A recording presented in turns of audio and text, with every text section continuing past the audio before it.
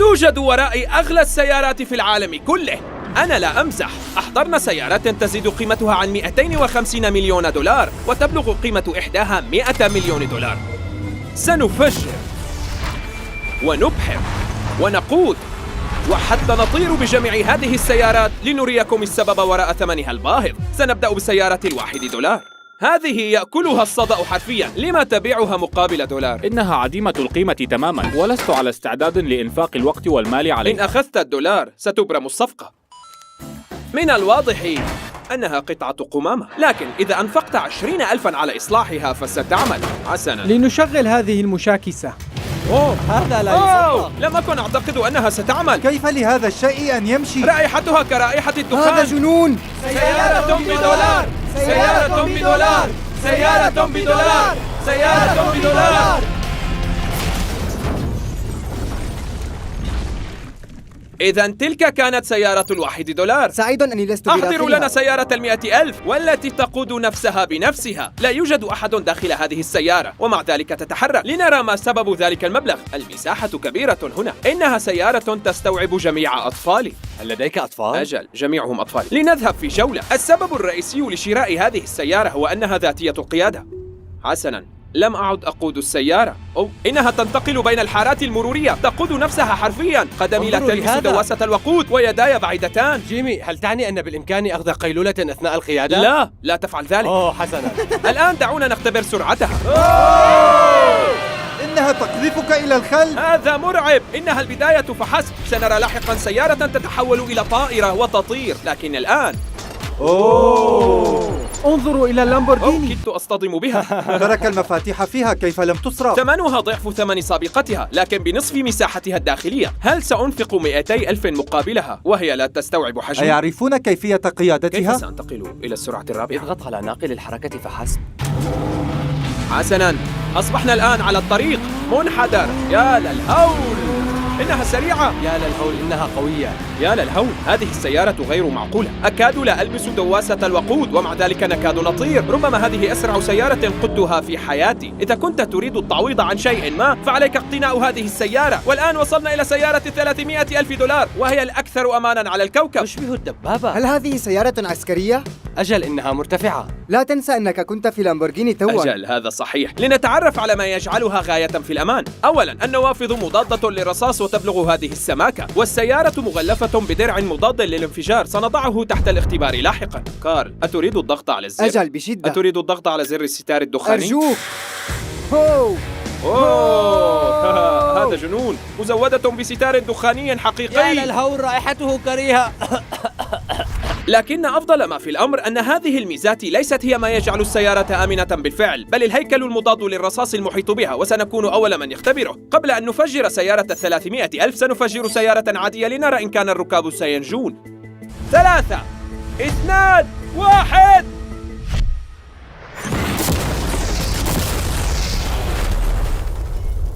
لم تشتعل النار فحسب، بل طارت المجسمات. لقد جعلنا لها فتحة ساق. لم تتحمل الانفجار. وقبل أن نفجر هذه السيارة سأضع فيستبلز في داخلها. يجب أن تحميها. يفترض أن تقاوم السيارة الانفجار، لكن لم يختبر ذلك بعد. لنرى ما إذا كانت المجسمات وفيستبلز الأهم منها ستنجو. 3، 2، 1.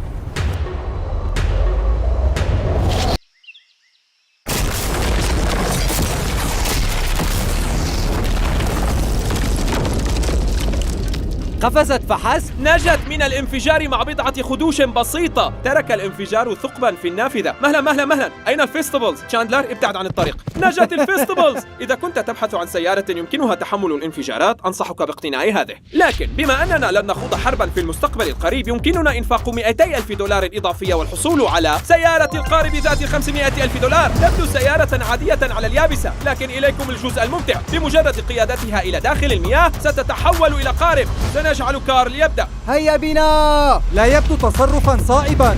سأجعلهم يذهبون أولا لأتأكد من أنها تعمل. هل نحن نغرق؟ لا، بل نحن نطفو.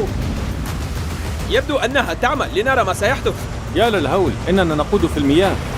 إذا تضغط على هذا إلى أن تسمع إشارة صوتية. يفترض أن أقودها كالسيارة العادية، لكن على سطح الماء. هي تشبثي. حسناً. هذا لا يصدق. كانت سيارة عادية منذ قليل. يفترض أن أرافقهم، لكن لدي دوار السيارات والقوارب. حسناً.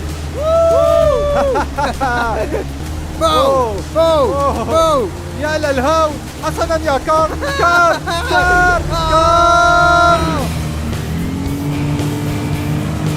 ما كان يجب عليهم السماح لي بقيادتها.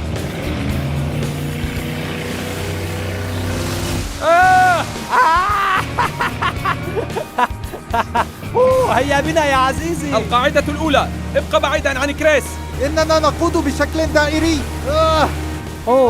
إنهم يمارسون الدريفت، يصنعون دوامة. التقيت بهم منذ 5 ثوان فقط. سنتسابق. 3 2 1 انطلاق. يبدو أسرع بكثير ودون أن يتعب نفسه حتى. هيا بسرعة، إننا نقضي عليه. سرعته تتضاءل. لا أصدق أننا تغلبنا عليه. هذا الشيء يسير بسرعة كبيرة. سنحتفل بتناول الفيستبلز. خذ هذه لك. حصلت عليها. إنها الشوكولاتة رقم 1 على هذا الكوكب. عليك تجربتها. من الجنون أننا نحن الثلاثة نقود السيارات على المحيط. جيمي، أحببت هذا الشيء كثيرا. والأمر الأكثر جنونا هو أننا ما نزال في بداية هذا الفيديو. السيارة التالية تطير، وبما أنني أخاف من المرتفعات جعلت كارل ونولان يجربانها. يا رجل، ما الذي يجري؟ من القانوني قيادتها في الطرقات، لكنها مزودة بأجنحة وتحلق إلى ارتفاع 2500 متر في السماء. مزودة بمروحة دافعة. ابقى هنا وشاهدها تقلع، وأنا سأتبعها بتلك الطائرة. لا أصدق أن هذا الشيء سيطير فعلا. إنها تقلع. لم تعد عجلاتها على الأرض. إنها سيارة تطير فعلا. هذه السيارات تزداد جنونا. لا أستطيع أن أصدق عيني حتى. هناك سيارة على ارتفاع كيلومتر الآن. يا للهول، هذا رائع حقا. إن الحصول عليها مقابل 600 ألف دولار صفقة رابحة. استعدوا للهبوط. التالي سيارة $1,000,000. لم أحضر واحدة فقط، فهناك الكثير من السيارات ب$1,000,000. ولأتأكد من أنني اخترت السيارة الأفضل أحضرت أروع 10 سيارات، وكل منها $1,000,000. وكالعادة حجزنا مضمار السباق. تركت أصدقائي يختارون السيارة التي تحلو لهم. اختر، سأركب معك. انظر إلى هذا. هل ستستوعب حجمي؟ سأوقف المراسلة أثناء هذا القيادة. قانوني، نحن ضمن ملكية خاصة. سننطلق.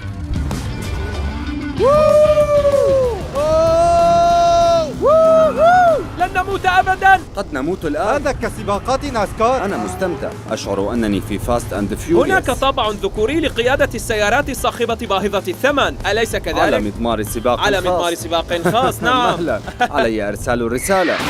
لا، أنا أمزح.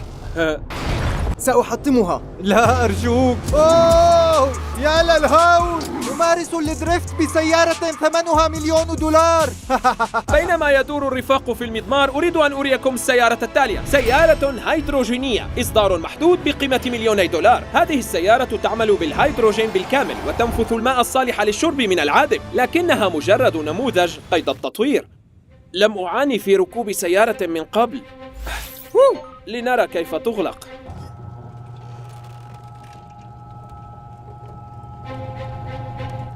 الانطباع الأول، بابها بطيء. نحن على وشك الخروج إلى الطريق، وهذا أمر هام. لم تخرج هذه السيارة إلى الطريق من قبل. كان عليك إخباري قبل أن أدخلها. صنعوا هذه السيارة كتحدي، لذا فقيادتها غير موثوقة بعد. انظر إلى تلك السيدة، إنها تصور سيارتنا حرفياً. بينما نتجول، أود أن أخبركم عن هاتف سامسونج جالاكسي زي فليب 5. ما يميزه أنه يطوى إلى النصف حرفياً. بوم، أصبح بنصف حجمه. كنت سأضع حزام الأمان، لكنها لا تحتوي على واحد. لم يصلوا إلى هذه المرحلة. الشاشة القابلة للطي تجعل حجمه مناسباً للجيب، وتسمح باستخدام تطبيقين في الوقت نفسه. لنرى. في النصف السفلي من الهاتف أستخدم جوجل، وفي العلوي أشاهد مقطع فيديو مستر بيست. تبا يا رجل، إنها سيارة سريعة. أجل. تعمل السيارة بالهيدروجين وتسير لمسافة 1600 كيلومتر تقريبا، وبسرعة 355 كيلومترا في الساعة. هناك ميزة أخرى في هذا الهاتف، يصور بدقة 4K وب60 إطارا في الثانية. يمكنك التصوير به أثناء طيه. كاميرا هاتف سامسونج جالاكسي S23 ألترا هي الكاميرا المعتمدة للتصوير في قناتنا. اسمعوا صوت المحرك. ماذا؟ صوت رائع. يوفر كاميرا أمامية حتى عند طيه. إن هذا رائع، انظروا. فليب 5 هو الهاتف الأكثر ابتكاراً الذي تنتجه سامسونج. انقر على الرابط للحصول على واحد. افعلها. هناك العديد من السيارات والناس حولي. ابتعدوا عن سيارتي. أراكم مع السيارة التالية. بالعودة إلى مضمار السباق لدينا السيارة الأغرب والأقوى حتى الآن، كوينيغسيغ فيدر. هذه السيارة فريدة في نوعها وثمنها 10 ملايين دولار. في الواقع هذه أسرع سيارة في العالم. يا للهول. ومع وجود الألماس المسحوق في الطلاء فإن شركات التأمين لا تسمح إلا لمالك السيارة بقيادتها. أروع باب رأيته في حياتي. أنت مجنون؟ حسنا، هيا بنا. نجربها. حقيقة أبكيت رجلا بالغا. حقا. أجل، لقد أخذته بشدة. سأرجع رأسي إلى الخلف لكي لا يصاب عنقي. كم هي سريعة. لم يسبق لي أن اسمعوا صوتها. سبب كونها من أسرع السيارات محركها ذي ال8 أسطوانات والمزود بشاحن توربيني وهيكلها المصنوع من ألياف الكربون الهوائية، فهي أخف وزنا من لامبورغيني ب225 كيلوغراما. لم أرى شيئا كهذا من قبل في حياتي.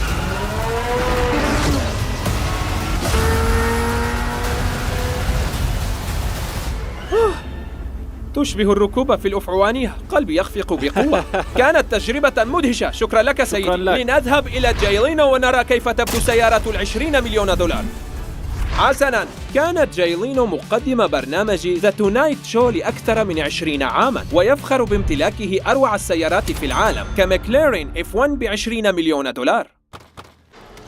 هل فتح لأنك طرقت عليه؟ إنها التكنولوجيا. لا تجربها يا لصوص. ما الذي يجعل ثمنها باهظاً؟ محركها ب12 أسطوانة ومصنوعة من ألياف الكربون، ووزنها خفيف للغاية، وتصل سرعتها إلى 388 كيلومترا في الساعة. هذا ما يجعلها الأسرع بالنسبة إلى سيارة واو. غير مزودة بشاحن توربيني، والأروع أنها تضم 3 مقاعد. يمكن مقارنتها مع أم نولان. هذا صحيح تماما. في الواقع كانوا يستخدمون أم نولان كمعيار. أتريدان الذهاب في جولة يا رفاق؟ ما رأيكما؟ بالطبع، من المستحيل أن أجلس في ذلك المقعد الأوسط. لن أشعر ليس بالارتياح. سيئا. أجل، ليس سيئا. لا يبدو سيئا على الإطلاق.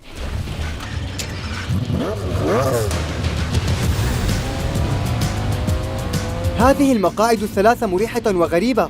أجل، هذا مثير للاهتمام. عادة تكون عجلة القيادة أو هنا. إذا كنت في إنجلترا ستقود من هنا. أنت يمكنك أن تكون في إنجلترا، وأنت يمكنك أن تكون في أمريكا. متى امتلكتها؟ في أي عام ولدت؟ 98. في الواقع حصلت عليها في نفس عندما العام. ولدت أراد الاحتفال بذلك فاشترى هذه السيارة. إليك بقية القصة. أنا أبوك. أوه، رائع.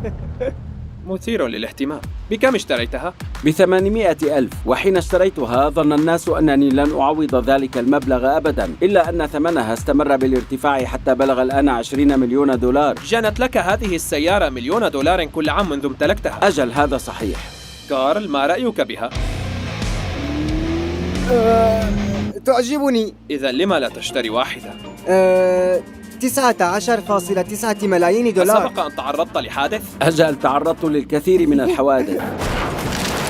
شكرا لك على هذه الجولة. على الرحب والسعة يا رفاق. كانت رحلة رائعة. السيارتان التاليتان باهظتا الثمن ومحفوظتان في متحف على الدوام. يبلغ ثمنهما معا 80 مليون دولار، وبطريقة ما نجحنا في إقناع القائمين على المتحف بإعطائنا السيارتين. هذا جيد. وهنا يصبح الفيديو أكثر إثارة بكثير. شغل هذه المشاكسة.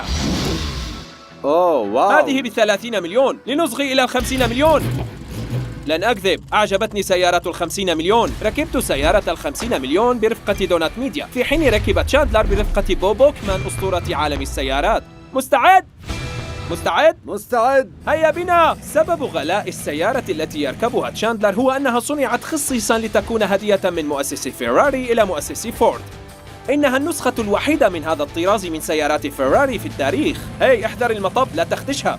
لا تلاحظ مدى رداءة الشارع حتى تقود سيارة ب50 مليون دولار. السيارة التي نستقلها هي أغلى سيارة جاكوار في الوجود. لقد كانت السيارة اليومية للممثل الأسطوري ستيف ميكوين، وحصل على مخالفات السرعة أثناء قيادتها وسحبت منه رخصة القيادة. أشعر بكل حفرة، ولأن هذه السيارات باهظة الثمن يحيط بنا طاقم مرافقة كامل من الشرطة مخصص لكي يحرص على عدم اقتراب أحد. هذا جنون. إنها سريعة. ما شعور قيادتها؟ الشعور رائع. أوه، قبعتي. أوه، حسنا. بينما كنا نستمتع بوقتنا، دفع بوب بوكمان بسيارة 30 مليونا هذه إلى أقصى حدودها. مهلا توقف. مهلا، توقفت السيارة. توقف لثانية، لقد قسونا عليها. توقفت سيارة 30 مليون. سنذهب قبل أن تتعطل الثانية. لنذهب إلى أول سيارة فيراري في العالم ب100 مليون دولار. يتخيل معظم الناس أن سيارة 100 مليون ستبدو بهذا الشكل، ولكنك ستتفاجأ عندما تعرف أن هذه هي سيارة 100 مليون دولار. هذه السيارة تاريخية، كما وأنها قيمة للغاية لدرجة أن ممثل المتحف هذا هو الشخص الوحيد على وجه الأرض يسمح له بقيادتها. يسمح بقيادتها على هذا الجسر فقط. جعلنا رجال الشرطة يغلقون الطرق بالكامل، وجعلنا عمال تنظيف الشوارع يملؤون الحفر وينظفون الشارع لضمان عدم وجود ما قد يلحق الضرر بها. هذا سيكون جنوناً. حسناً، الآن نحن على الجسر. يا للهول. شاهدوا هذا، 100 مليون دولار تمشي على الطريق. دائماً ما أفقد قبعتي. لقد فقد قبعته. إنها المرة الثانية. تأتي أغلى السيارات مع قبعة مجانية. هيا. هذا رائع. سمي لي شيئاً واحداً يفوق هذا متعة. حسناً، زد السرعة. يا للهول، مذهل. أتمنى أن تكونوا قد استمتعتم. لنرمي قنبلة نووية على الجسر. اشتركوا لكي نمنح أم نولان جهاز مشي. أنا أمزح، نحبك يا أم نولان.